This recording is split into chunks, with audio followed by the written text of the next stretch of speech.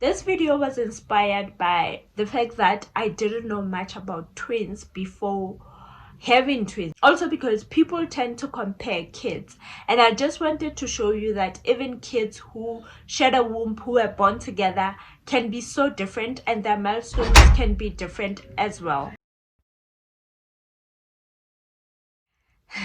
Hey guys, welcome back to my channel. My name is Lerato and thank you so much for stopping by. If you're new, welcome. I hope you enjoyed the video and I hope you subscribe and become part of the family. And if you are an oldie but a goodie, thank you so much for coming back. I really appreciate your support. Yo guys, we are growing. I'm so excited. I feel like I say this in every video, but I'm truly amazed at the growth and I'm so excited for it. So let's dive into today's video. I'm a twin mom. If you don't know, just check all my twin videos and watch them because they are amazing.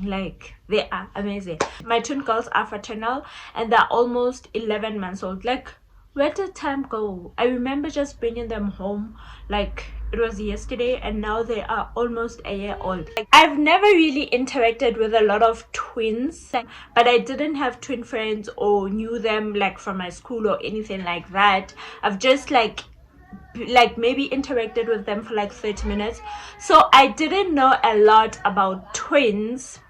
I didn't know a lot about twins besides what I learned in life sciences. That was the only thing I knew about twins. So today I'm just going to share with you the difference between fraternal twins, the differences that I've noticed in my twins.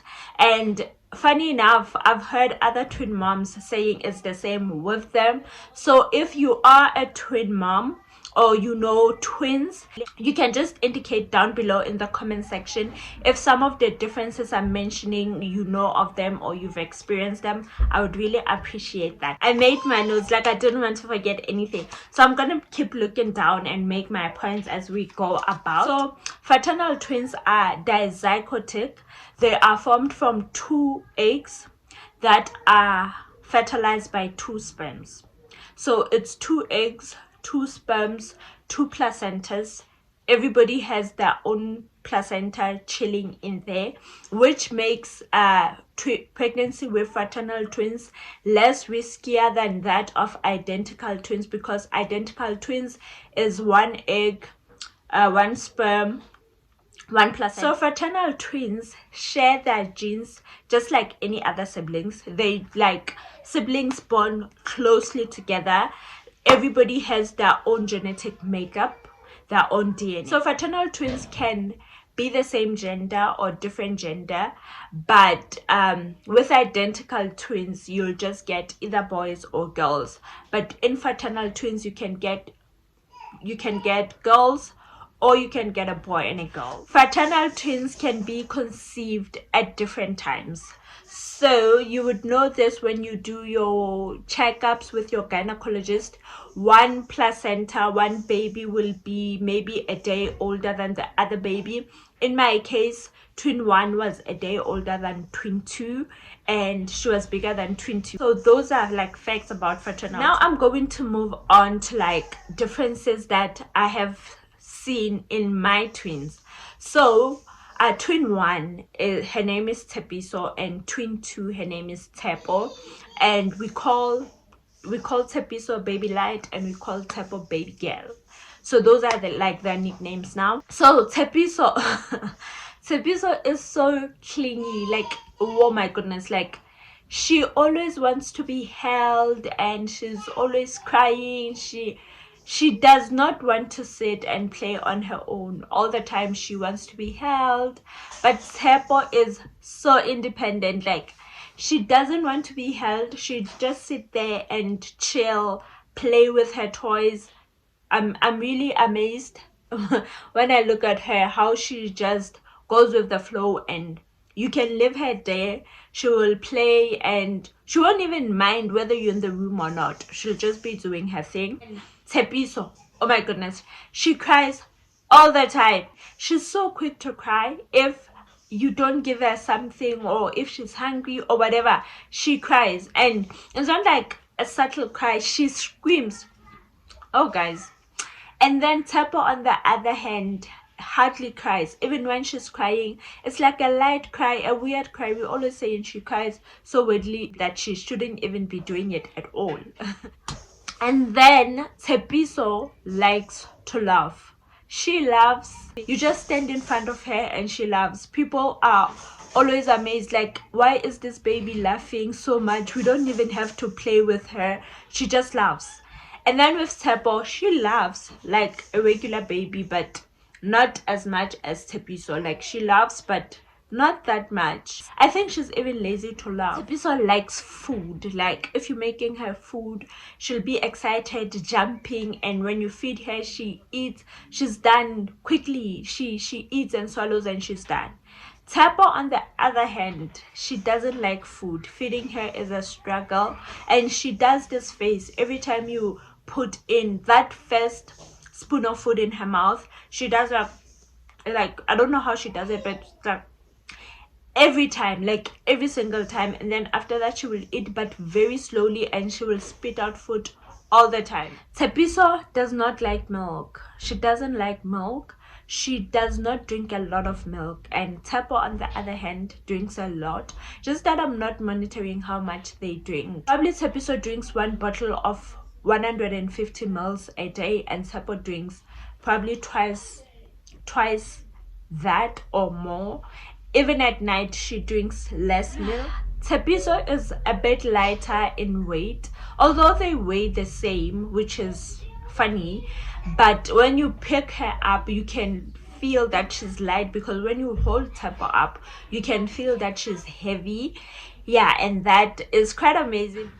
Tepiso has 2 teeth already, and then Tepo does not have any teeth, but you can see that she's teething. Like, there are visible teeth coming out on the bottom, so she's teething, and we are not sleeping, guys, at night. It's a mess. Tepiso is like light in color, as you will see from here, and Tepo is also light now. She's not as dark as she used to be, because when she was born, we used to call her baby dark, because Rhea could not distinguish between her and Tepiso, and the only thing she could see was this one is light and this one is dark. But now she's light as well.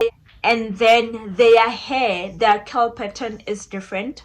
Tepiso has tight curls, so her hair seems shorter, although it's not. And then Tepo has loose curls. Tepo's curls are like Rhea's curls when she was young, and Tepo generally looks like Rhea when she was a baby, but her hair is exactly like that. Tepiso talks all the time. She's always talking. She's a talker.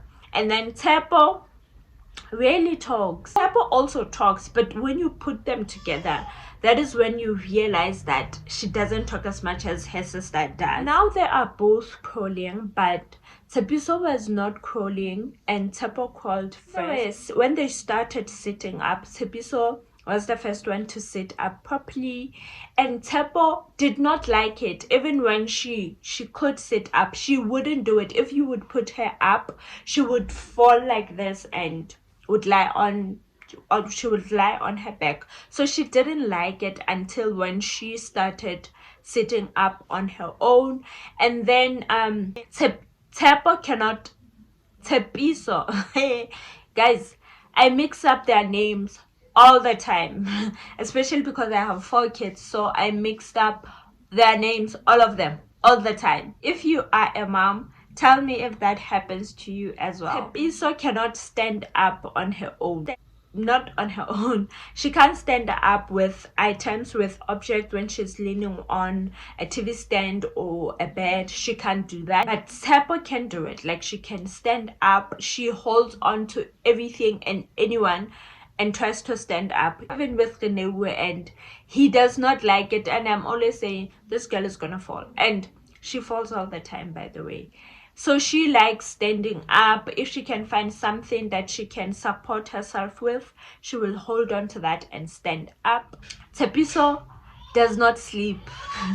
She wakes up so early. She can be the last one to go to bed, or she can wake up in the middle of the night, but I promise you she will wake up early, and Tepo will wake up after her. So Tsapo likes sleep, which is nice for me. This video was really inspired by the fact that parents tend to compare kids. Even other moms would be like, oh, my child did this at this age, and my child what and whatever.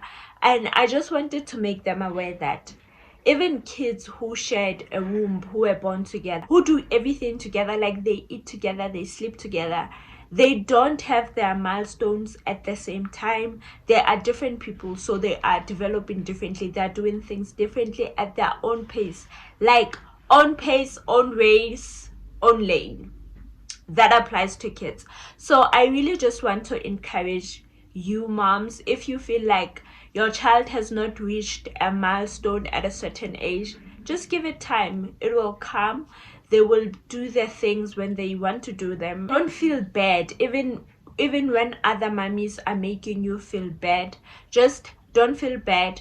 Kids will be kids. You don't know why they're not doing those things, so don't feel bad. I hope you guys enjoyed the video, and if you did, give it a massive thumbs up, and don't forget to share it with your friends, family, and colleagues, and everyone. Share it with everyone, and let's keep the family growing.